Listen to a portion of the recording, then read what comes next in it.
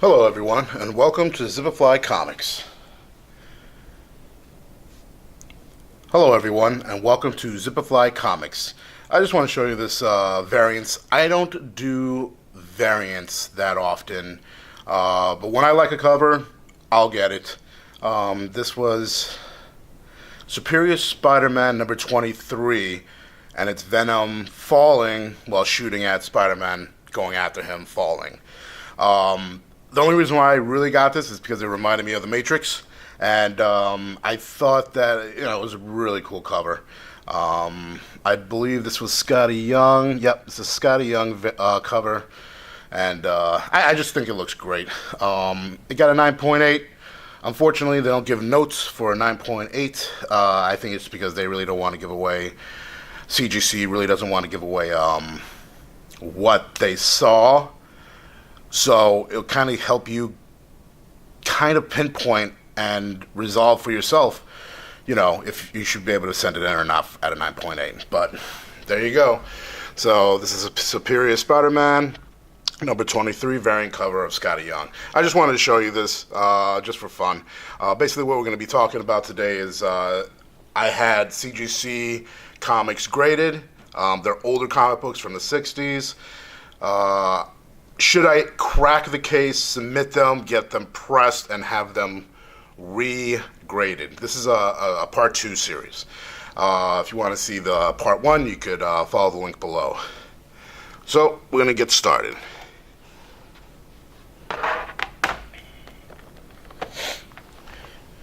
Here we got Amazing Spider-Man number 25 from June 1965. Cream to off-white pages. It says one piece of tape on interior cover.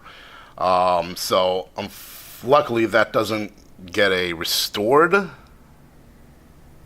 label, the purple label of death, as they call it. This is the first cameo appearance of Mary J. Watson, face not shown. First appearance of Professor Spencer Smith and the Spider Slayer. Stan Lee cover, Stan Lee's story, and Steve Ditko cover art. So what I'm going to do now is I'm going to read the grade that it got from CGC, and bear with me because none of these are in order. Next video I'll put them in order for you. Unfortunately, CGC does not. So it says center front cover light soiling, and it does have on the yellow a lot of rubbing marks from another comic book or from another book of that rubs some ink on it. But it's kind of really dirty. If anything, I wouldn't call it light soiling. I'd call it medium soiling. It really does take away from the yellow cover, which is supposed to really pop. Center front cover medium crease. There are creases all over this book. Again, it has. Should I submit this with the words bends and creases? So the next note says center front cover, small light multiple finger bends. And usually they're around here. A lot of people say that pressing will get rid of them. They'll get rid of a lot of these creases that they talk about. Spine, moderate wear, breaks color. It does, it's got ticks here and there. I'll zoom in for you. Unfortunately, it has a lot of ticks, and unfortunately, we can't take care of that, and it breaks color. Sorry, guys. I don't know why it's not zooming in. I'll cut this out, most likely. What's up with this?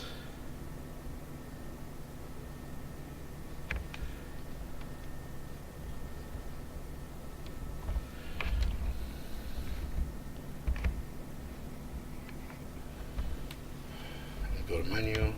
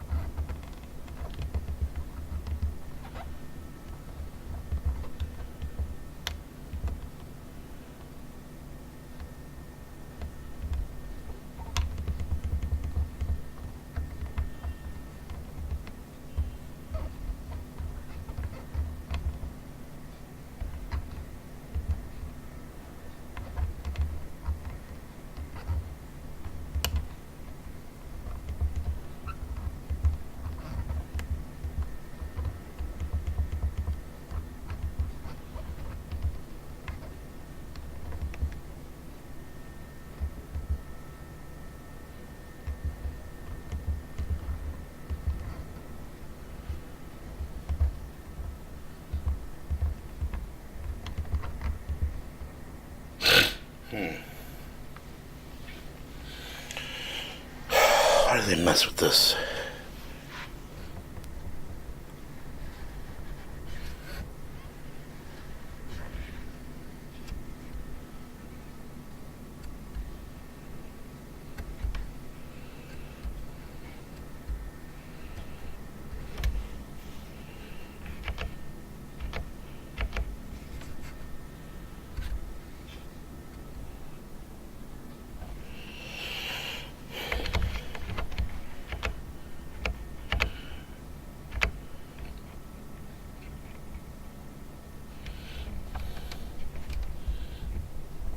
So as you can see, there's a lot of breaking of color from here up, and a lot of it breaks color, unfortunately.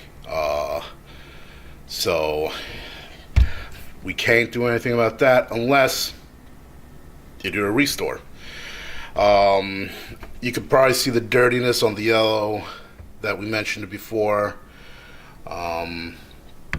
It's got a dog hair crease that breaks color.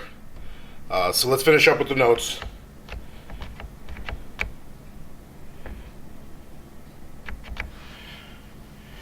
Let's see what else we got. So the right bottom front cover, light multiple creases, breaks color. Spine moderate wear, breaks color. Spine small moderate multiple stress lines, breaks color. We saw that in the zoom. It does break color a lot. Top front cover small light wear, breaks color. Top front cover small light wear, breaks color. Actually, and there is a stain here that didn't mention. They might mention that if I resubmit it. Maybe that's the bend that they're talking about, that they're saying is breaking color. So if we zoom in,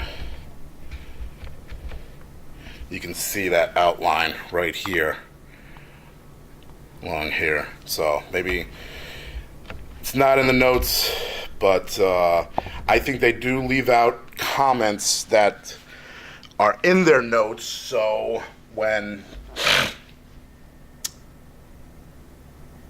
so that you can't decide for yourself and determine the grade. So if you have another comic book, they don't necessarily give you all the notes, or else you'll be able to distinguish, what grade this would be at. This is at a 4.0. Doesn't say anything about the back cover. I mean, it's dirty. It's a nice cut. Again, it has a lot of spine creases that maybe a pressing can take out. Unfortunately, they didn't mention that in the notes, but again, I think they leave them out purposefully in order to not teach you how they grade. That's unfortunate because you're paying for these notes. I mean, it costs $5 for me to get these notes from their system. This was graded August 25th, 14. And they say a pressing will take away a lot of this dirt too, as well, the soiling. So I'm hoping that, that the pressing will take care of all those creases. And if I brought it in, got it creased out, pressed, everything else like that, it'll look a lot nicer. What do you think it will probably get? I'm going to go out on a limb and probably say 5.5 from a 4.0. Like I said in my last part 1 session, that I am going to give them this. I'm not going to crack it out. I'm going to have them crack it out, save the label so they can reference the label and determine and see what their last notes are with all those creases and bends, and maybe they'll will decide on what grade it should receive. I think it probably could receive. I mean, it's a nice book. I think it probably should get a 5.5. And when you send in these labels as well, they can update their census. A lot of people crack out their books, don't give labels in, and now you have one book that's been graded twice, and it's that gets put up on their census, so it's not like they know which books are graded. So that takes care of Amazing Spider-Man 25. I'm going to show you, which everyone loves. I can understand. It will be this cover. I never really liked this cover. I mean, this cover is just weird. I mean, it's a weird Spidey symbol. I don't know. I do like the red, though. That I can say. So this is Amazing Spider-Man number 31. Came out December 1965. Off-white pages. Stan Lee cover. Steve Ditko art and cover. First appearance of Gwen Stacy, Harry Osborn, and Professor Miles Warren. Dark covers. You'll see a lot of the stress lines on the cover. No matter where it is, if there's a stress line, you will see it. All right, so we have center front cover, small multiple light finger bends. Along here, again, it's bends. It's not saying that it's breaking color. Center front cover, small multiple writing. He put little stars in his eyes. I think that's pretty cool. I thought it was part of the comic, tell you the truth. Let me just show you. I thought it was really cool. I didn't even really notice until they pointed out, and I was like, what? That's so cool. I think it gives a little more character. But, your kids, they're kids. You write in our comic books. Unfortunately, I wrote some of my comic books when I was a smaller kid. All right, so full bottom front cover, small lights, multiple crease breaks. It breaks color. That's fine. Okay, so right center front cover, medium light stain. Let's see, right center front cover. There it is. It's right here. Remember in the last one, in 25, they didn't mention that stain. I think they will next time. But there is a stain here. Very, very light. You can barely tell. There is a breakage here. So, spine, small multiple stress lines, breaks color. Staple, light wear, breaks color. So the staples are going to, it happens on a lot of books.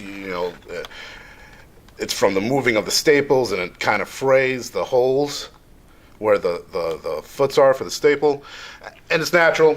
You can't do anything about it. It's these papers. The paper that it was printed on is really, really cheap paper, so you can't complain about it. Now I do see some. It's like if paper, if tape got on it and it lifted up, or it might be just lint inside the casing. I don't know. It doesn't say that. All right, maybe that's what it is. Right center front cover, small moderate tear with crease. Maybe that's what they're talking about. So again, a lot of creases and a lot of bends. The back is nice, has bends here. I'm pretty sure pressing will take it out. It should be pretty white, but it's cream. I would call that cream. I know a lot of people won't, but it's nice. It's a nice looking back. So this guy a 4.0. I think with the pressing, with all those words of creases and bends, I think it probably could bring it up, that one as well, to a 5.5. Let me know. Again, I'm going to wait until I get comments, and maybe some people have experienced this already. And it's expensive. Is it cost effective? This is going to be for my own personal collection. I would like to have the best that there is from these books themselves. I might upgrade, I don't know, but as of right now, I think I'll probably send them in and get them regraded and being pressed, because I didn't know there was pressing back in the day. Now everyone's pressing everything. So let me know. So this is Spider-Man number 31. And I bring you Amazing Spider-Man number 39.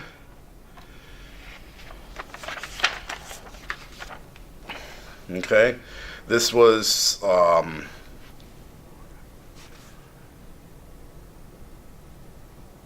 August 1966. Off-white to white pages. Norman Osborn revealed as Green Goblin. First John Romita Spider-Man art and title. And I think they want to say senior, because I don't think it's junior. So it's first John Romita Spider-Man. I think it's John Romita Senior.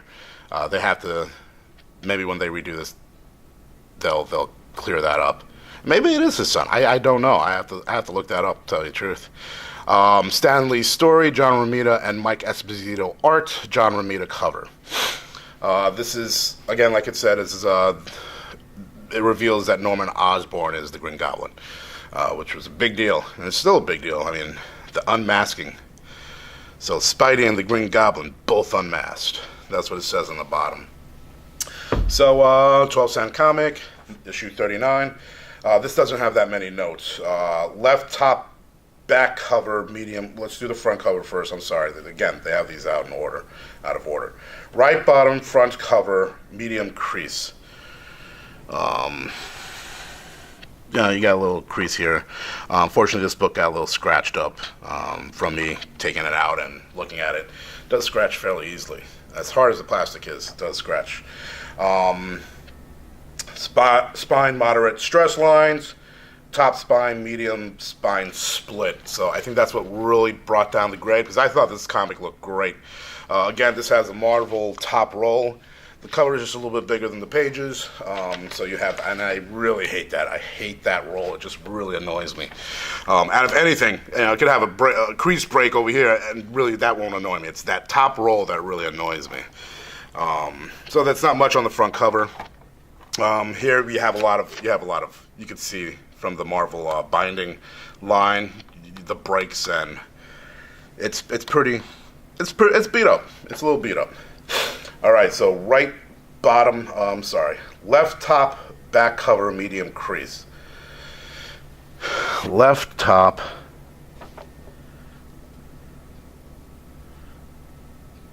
medium tear with crease. When they say left, do they mean here? I would think that'll be the right. So right top break cover, medium tear with creases. That's what this is. And that's pretty much all they have for the back. Again, this one doesn't have that many notes. And I don't think they put all the notes in from what they graded. And there's a little slight stain here. Probably could be pressed out. Again, they say that pressing will take away the dirt and the grime, the majority of it, and really clean it up. This cover looks great. I love that flame. I mean, it looks sharp. But other than that, not much to say about this. Got 4.5. I think maybe a 5. It didn't have that many notes. I can't really distinguish if there are a lot of breaks, here and there here and there. Sorry about the glare. Is there a lot of glare? That's not too much glare. Other than that, I think the cover looks great, and this book is it's pretty nice, actually. I think it presents better than it looks, better than it was graded. So enough of Spidey. I do have another one, because I did a lot of Spideys, and I might get some more of my Amazing Spider-Man covers graded as well as pressed, because there's no reason to send it in and then have all these creases and the crease remarks. So further ado, I have Tales of Suspense, number 48, December 1963, off-white pages, new Iron Man armor. So I think that's pretty cool, the transition from his old gold one to his new Iron Man suit. This is the first appearance of Mr. Dahl, Nathan Dolly. So this is Stanley and Larry Lieber stories. Steve Ditko, Dick Ayers, and Larry Lieber art. Kirby and Bradsky cover. So a lot of people were in this. Of course, they have, there's short stories within these comics. It's not just one comic with one story. They have other things. So it says featuring a truly different supervillain. See the new Iron Man. Iron Man is defeated. Now once Now, none can challenge the great Mr. Doll. This one you dare not miss. They always say those on those old ones. I always like those little bubbles, and I think it looks funny, and it's the time period too. I love it. All right, so this has substantial notes. So, all right, so center front cover, small light, and it's graded at 2.5, so it should have a lot of notes. The higher you get in the grade, I think the less notes you should have. Sometimes you get a low grade and they just only list 2 things, and I'm like, what? But this one has nice notes to it. So it has small light, multiple finger bends, front cover light wear, all edges breaks color. Unfortunately, we can't do anything about that. Full center front cover, large light, multiple crease breaks, breaks color. So that's unfortunate. And it kind of looks like there was like an oily film here. It's kind of lifting up the color, but you can see it's a little dull, right? I mean, it was a low grade, and unfortunately, I didn't tell you how much these things were worth once they were graded. I got the prices off of an internet comicbookrealm.com. They'll tell you the grades. But anyways, left bottom front cover small tear. Top back cover. Okay. It says whole book moderate wear. I think it's more than moderate.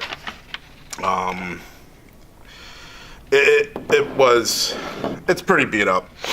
So you have this chip out here.